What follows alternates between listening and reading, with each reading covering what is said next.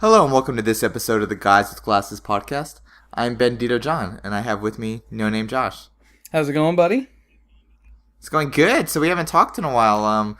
We had the holidays, and then you went on a big vacation. Why don't you tell us a little bit about that? I went to Costa Rica, man, and it was fun. We spent 10 days down there. By far, though, Wow. the best hotel we went to was the JW Marriott. Yeah. It was amazing. I mean, they have the largest infinity pool in Central America. They had, just everything stellar. The hotel room was amazing. Oh, I thought, we're going to a Marriott, whoop-de-doo. And then we got there, and it was like, if the JW's in front of it, it's a resort. So it was freaking awesome. So you did the tour, right? Yeah, we did a caravan tour. I've never done a tour. I've always just kind of traveled, just kind of planning it out on my own. What's your thoughts on the tour? Do you recommend those? Okay, I feel like in countries that don't know your language and you don't know theirs, a tour is probably the best bet, which is why I don't speak Spanish, and they don't speak a whole lot of English, so it's difficult to do, and the deal on it was crazy. So the JW Marriott per night, and we stayed there 2 nights, was $500. Oh. But the trip, we paid for the whole trip, and it was $1,100 a piece. So so that included that and oh man, you got a good deal. It includes every meal. It includes all your hotels, all that stuff, all your travel. Well, except for if you want to take a taxi, but it included the airline too. Not airline, but it includes yeah. everything you need to survive while you're on the trip: water, transportation, food, and shelter. But that's awesome. All the hotels are nice, except for the last one. They're like, you're going to spend half a day here. So, whatever. But it was a good time. We got to see some sloths and crocodiles and caiman and some other cool stuff. Turtles. Man, that's awesome. S-load of birds. That's most of what we saw. That's much better than my vacation. So I moved to a new place, and so it was just like a lot of packing and unpacking. Not nearly as fun. But I did play a few games. I kind of wanted to chat about that. Okay.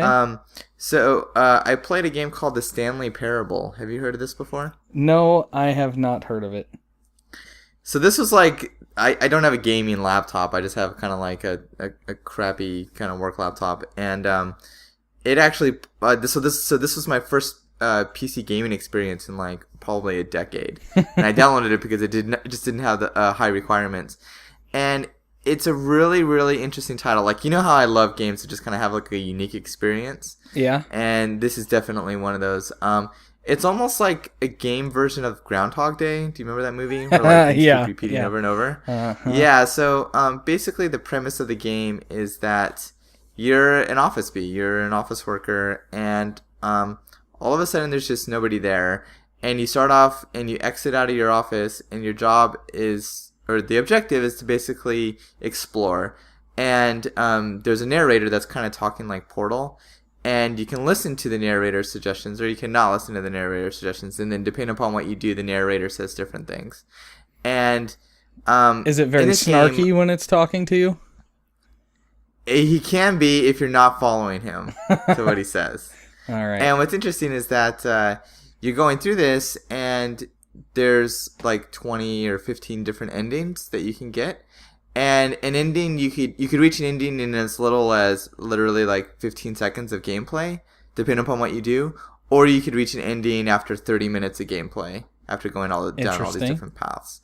And so it kind of the joy of the game is to hear the narration, which is amazing, just like Portal. And just to kind of like explore and kind of see there's no bad guys or, or timed or anything. It's just kind of explore. But it was really quirky. It was really fun. I liked it a lot. Yeah, I know. You love artsy-fartsy games, so that perfectly fits in. I do. Well, you played some classics, right?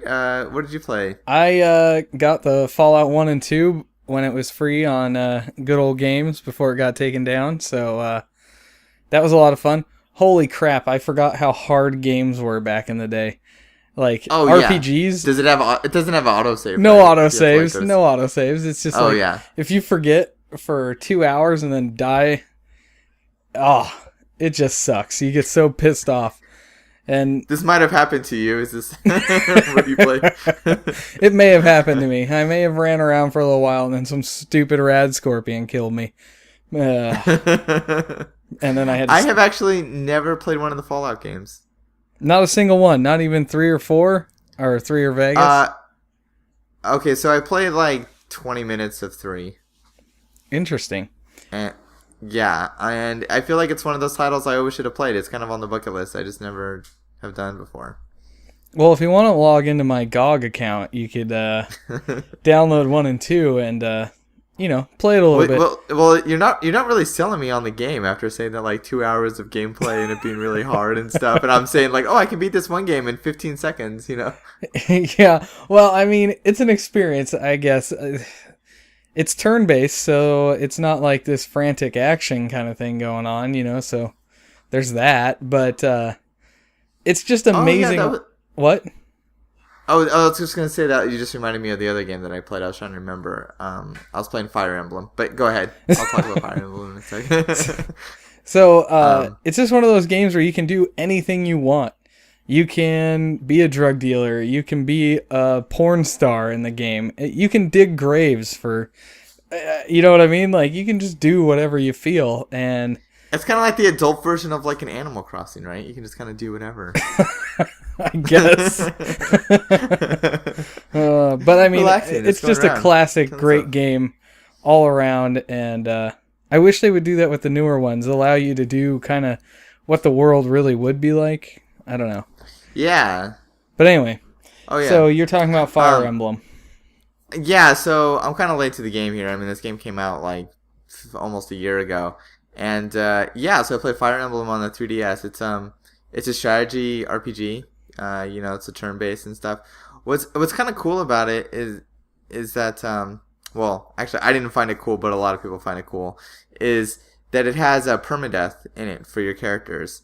So, you're recruiting people, and there's people that are critical to the storyline, and if they die in battle, they're permanently dead. So you have the option to turn it off, which is what I did to kind of make it more like a casual experience, because otherwise I get too attached to these characters, and I'm like, oh my god, they died. But it seemed like kind of hardcore. Yeah, I don't know. What's your thoughts on permadeath? Is that so? It's great in one.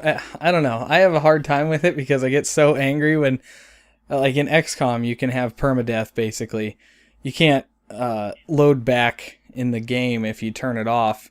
So whoever you lose dies, and I don't know. I had a hard time with that. You name your characters after family and friends, and then they're just getting destroyed all over the place. You're like, no. Well, did I live? That's all I want to know. Did my character live?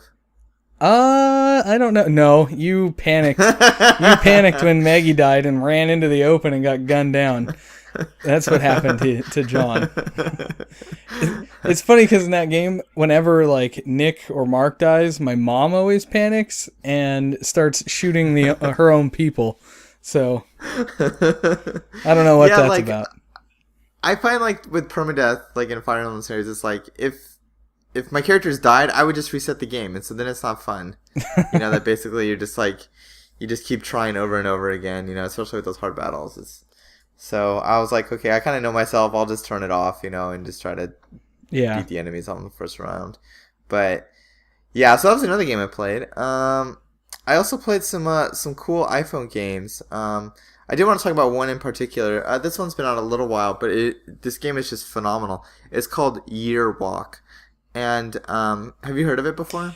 No, but I looked at the website right before we started talking, and it looks very artsy-fartsy also, so continue. It is kind of artsy-fartsy.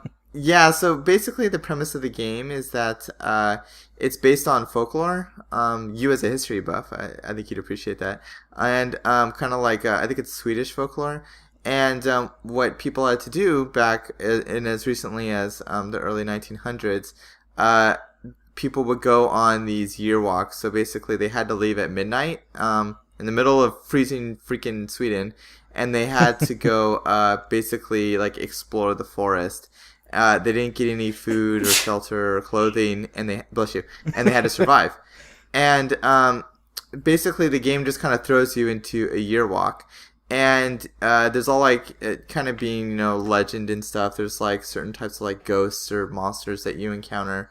And the game, you encounter those creatures, and then it's kind of like a puzzle game where you have to kind of like figure out stuff.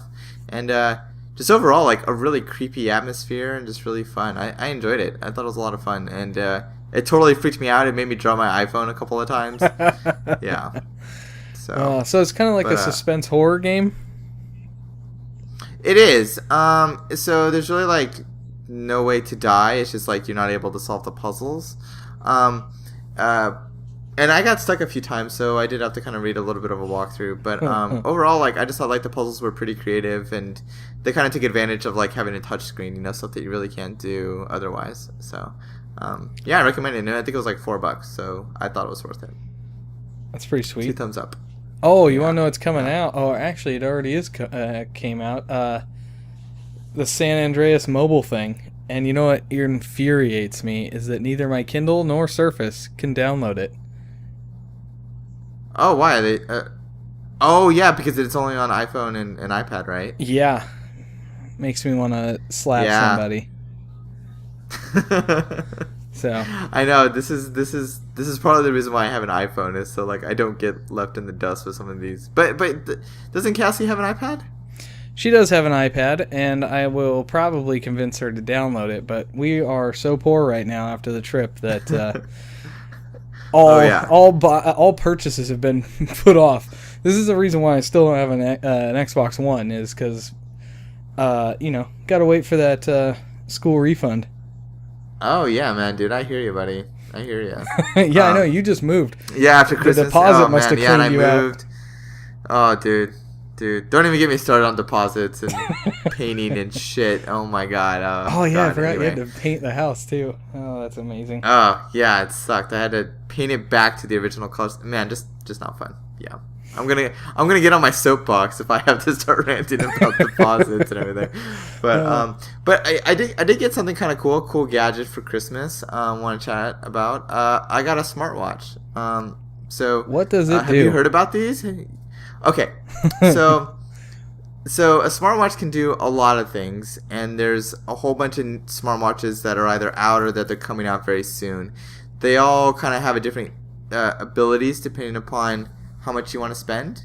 But I'll tell you what mine does. So I got the cheapest one. I got the Pebble smartwatch. Okay. It's been out for about 6 months on retail shelves.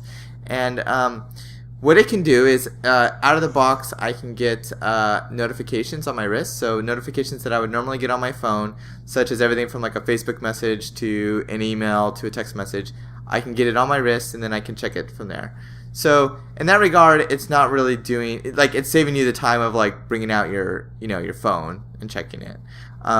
What's also cool though is that it can interface with other apps from your phone. So like you can if you have the Run Keeper app, which is like a fitness tracking app, you can get all your information on your wrist like while you're running versus having it on your phone. You can get turn-by-turn directions, so like your watch will vibrate when you're coming up to a specific like junction when you need to turn, and then your wrist will tell you. Oh, that's cool. Yeah, so there's that. They have other apps. I mean, they have everything from like you could set your phone and take a picture from your watch, so you just press a button on your watch and then it'll take it. To other things such as like golf tracking apps, to checking your stocks, to checking weather, and then on top of that, there's also like thousands of different watch faces that you can download that are like animated or do different things and stuff. Yeah. So yeah, I mean it's definitely not a necessity, but I thought it was pretty cool and fun.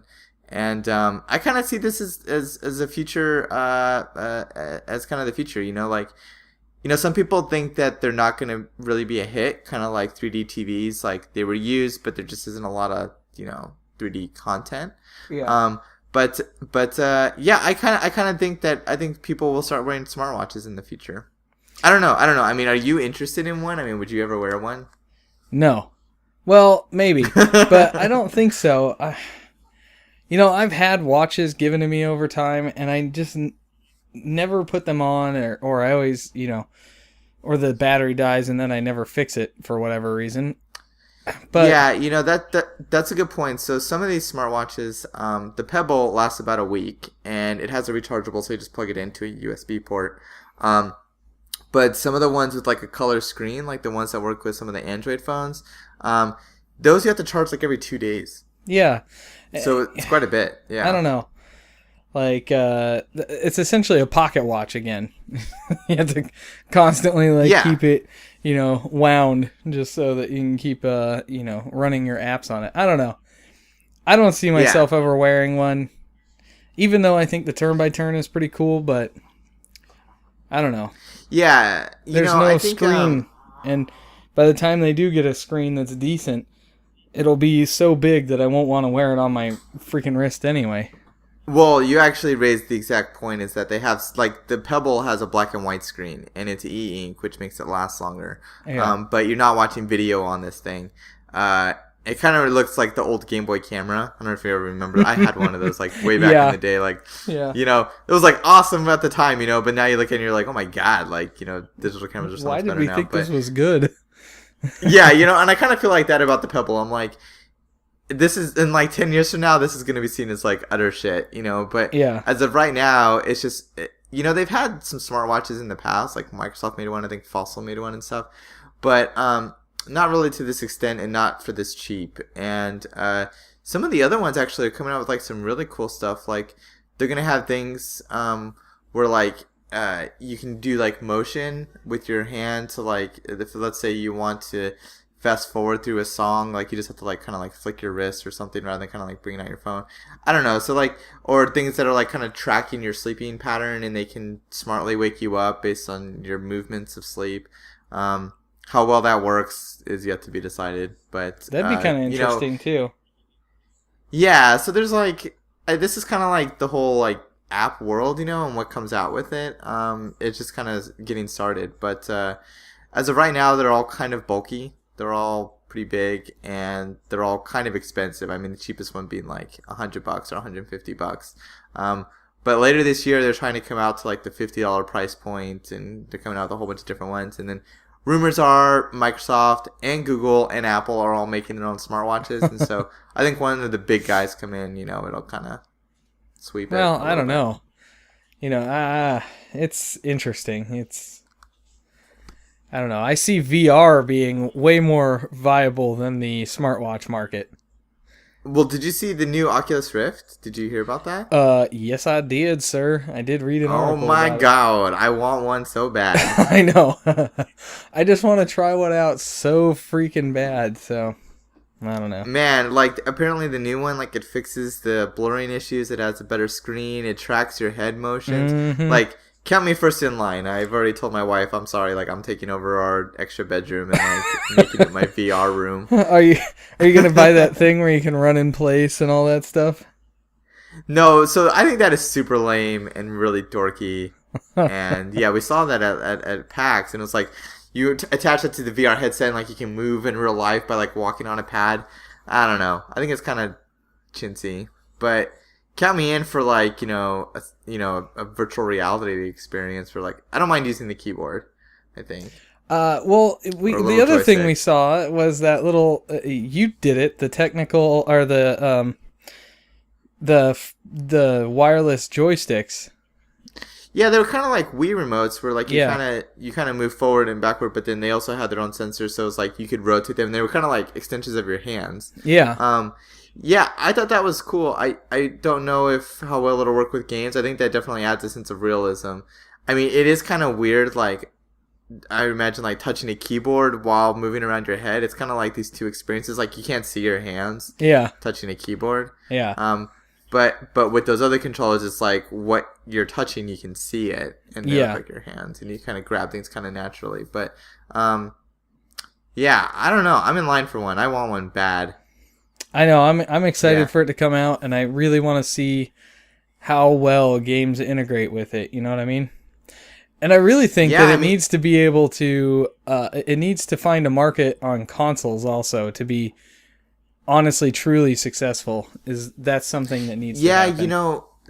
That's actually the really kind of disappointing news is that they said that they're at least not initially going to support consoles, and I'm just hoping that there's some negotiations going on that can make that a reality because like I think there's definitely going to be a huge market for it on PCs. They said that they want to support phones, and I just think that like if there was games, even if they were like the indie titles, like I think it could be huge on consoles. Oh, I think so too. I agree completely. Yeah, oh man, I want one so bad. Yeah, they've said publicly that they want to do another beta run, so like they'll sell development kits with these additional features before selling it to the public. But then some other companies kind of leaked out that it was coming out this year to the public, so I don't know, man. I'm already got it budgeted. Oh man, so excited. Yeah, I know. I'm jazzed about it. I really want to get into some of the games and play that. But well, another gadget I think that we both love that we were kind of talking about before the podcast is our Harmony remotes, our like universal remotes that we got. Man, I got one of those, and now that I finally moved, I got it all set up and everything. Dude, I love those things. How did I live without this before? I know, right? I feel the same way about my remote. Sometimes it's a pain, especially when for some reason it doesn't get the TV thing right, and so it's supposed to turn on, like your Xbox and switch to that HDMI input. Oh yeah, sometimes it doesn't do that. Yeah. Yeah, the TV booted up too slow, and that time it just didn't change it. So sometimes that sucks. Yeah, I've had those same issues too, but I think overall, like when it works 95% of the time, like it works perfectly. Like I like that I can do, like, basically it's kind of interesting. Like, you set up an activity, so it's either, like, watch TV or play Xbox. And you set that and you just press one button and then it turns on everything that you've enabled. Or you can say turn on, each one of these things individually. So, like, basically you're setting devices. Yeah. And what's pretty cool is that, like, everything's customizable. So, like, it's really easy to set up. You just you hook it up to your computer and you just say, like, I have an Xbox, and then it like pre-programs the remote all for Xbox. That just counts as like a device. And it actually, like, out of the box, like, it's worked with every one of my devices that I have. Yeah, I know. So, it's super easy to deal. Like, it's easy to set up on your computer and then pretty easy to work with otherwise. And it's cool because it does take updates. You can update the remote if you plug it into your computer. If, say, you buy a new TV and it's not one of the codes on the software, you can actually just pop it onto the PC and it'll update it. It's pretty cool. Yeah, it's awesome. Actually, another gadget that I got. So I got two gadgets actually over Christmas. This is kind of like my Christmas gifts to myself and to my move. I also got a TiVo. Have you ever used a TiVo? I'm so late behind the times. TiVo's been around for like a decade. I know. Same with the Harmony remotes, man. You're just so. I know, behind. Dude. I'm like, wow, how did I live without this stuff? Yeah, I'm like, I'm like 2003 tech here right now. Exactly. Yeah. Have you ever used a TiVo before? No. I assume it's just like a DVR though. It is. Well, what's actually surprising is that it was cheaper for me to get a TiVo than it was to rent the DVR from my cable company. Oh, of course. Yeah, for sure. It's like $8 a month. And I was like, yeah, actually, it's like $15 now. What? TiVo. Yeah, but my DVR was like $17. That is nuts. Talk about getting on a soapbox. I'm not going to start ranting. Oh yeah, well yeah, I know. I was like, damn, TiVo, you're expensive. Yeah, it used to be cheaper. But the TiVo box, like, it has like the whole like TiVo UI, and it's got like some of the cool additional features is that like you can set recommendations, or it gives you recommendations based on like what you watch and what you've kind of thumbed up and thumbed down, which is kind of cool. And it holds a lot more space than my old crappy DVR and stuff. So like I was like, oh, that's worth it. So I got a TiVo. It's cool. Why didn't you do it through like a media center PC? That's the way Jesse does it, and it's like free for him because he just has it hooked up to his computer. I thought about that. So, but didn't they get rid of the home theater PC software in Windows 8? Correct me if I'm wrong. Ooh, yeah, I think they did. I think you're right. Maybe. Yeah, you have a good point, sir. I do have a PC that's hooked up to my TV kind of for browsing, but yeah, it's like I kind of wanted something that was like easy to use throughout, and TiVo fits the bill. But I also got a Roku. Have you ever heard of a Roku? Jeez, man, you're just gadget freak. I know. Well, Roku, I was lucky, so I got it as a gift from my mother-in-law. Rokus are awesome. They're little gadgets. They're like $50, and they're basically just internet streaming devices. Yeah, it's pretty sweet. Yeah, you just have like thousands of channels, and what's cool is that like they have like Twitch TV, and they have like the ABC app and stuff. So it's like you can get like gaming channels, Hulu, yeah. So it's like Netflix, yeah. But what's weird is what's kind of this convergence I think of gadgets is that like Xbox has these apps, TiVo has these apps, Roku has these apps. A lot of new TVs that are smart TVs have these apps. So it's like I have like 20 devices in my house that can play Netflix. So the question is like, what is the best or easiest way to watch Netflix? You know, that's exactly the way our house is, because we got the iPad, the Surface, the Kindle, and my computer, her computer, and the TV, the Xbox 360, and the PS3. So it's like even 3DSs can play Netflix. So it's like you got those too. Yeah, so yeah, it's like everything. It's ridiculous. Yeah, you can watch it wherever you feel. So so I'm kind of get overloaded. You know, like I just wonder like what device do I watch like my apps on? But so I was kind of following. Oh, sorry. Go ahead. Sorry, go for it. I was gonna talk about at the Consumer Electronics Show that was coming up with the CES. They were introducing 4K TVs. I want to get your thoughts on that. Oh, what are they? Think? 4K TVs. Oh, 4K TVs. Oh, yeah. I don't know. I don't know yet. I'm not sure. It's the super high def TVs kind of almost don't appeal to me. But on the same hand, I go, well, I said that about like 1080p TV. Like, how much more realistic than 720 or more pretty can it get than 720? Yeah, it's like you're playing Super Nintendo and you're like, these graphics are amazing. Can't get any better. Yeah, and then the 64 Mario comes 64, out. Yeah. And that's kind of the way I feel like I'm unimpressed now, but I feel like I'm going to be super impressed later. So we'll see. Yeah, I've kind of heard that like it only requires like you have to have a certain size TV, and it's usually pretty big, like 65-inch plus, to really kind of get the benefit out of it. But it's just kind of interesting because it's like they've been toting these smart TVs for a while, you know, and then I don't know how many people are actually using those apps versus, you know, other devices. Yeah. But, you know, it's kind of like, oh, well, people aren't using the apps. Okay, then we'll just pump up higher resolution. You know, it's like they just need reasons to sell more TVs. Yeah, and that's exactly it. Like, look at how fast 3D got abandoned. It was like, you know. Yeah. Oh, we're not selling enough. Well, we're going to change it to smart TVs, everything. And now they're like, shit, smart TV isn't working, so let's move on. So I think what they're trying to do is, you know, people usually keep their TVs for a while, and they're trying to make people upgrade TVs like every couple of years, like a new phone or a new laptop or something. And man, I don't want to do that. Like my TV, which is like 6 years old, I have a 6-year-old plasma. Like it works really well. But you have a smart TV, right? Yeah, but it doesn't work. It's pretty awesome. Why doesn't it work? Why? Well, so for whatever reason, I updated the firmware because, it says that the network connection won't work right with the old firmware. So I updated the firmware, and then after I did that, it still didn't work. Then went online and did some research, and they were like, oh, well, if you upgrade the firmware, it Fs up the thing. So you can only revert it doing this, and this. And I'm like, screw it. I have a 360 and I have a PS3. If I need anything, I'll just use it on there. So see, that was a TV that was like too smart. Like they tried, like they tried improving it in the software, and then it clearly like wasn't tested, and then now you're just like hosed, you know. And yeah, I was just like, okay, whatever. It's not a big deal. But the thing that sucks is my speakers went out on it, right? It doesn't do really low tones very well at all. So I got that warranty, and I keep forgetting to call.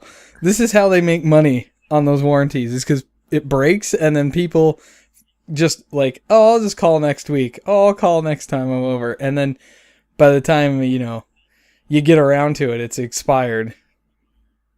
Oh yeah. So are you screwed now? Do you have a sound bar, or what's your audio setup? I just use the regular. Well, I mean, I have an actual like surround sound system, but I was just using the TV speakers, and they just went out. So it's not a huge issue, but it is something that I could get the TV replaced for, or fixed at least. And I don't know if they'd be able to get me a 3D TV. And now that I have all these 3D Blu-rays, I'm like, I don't know if I want to send it back or what.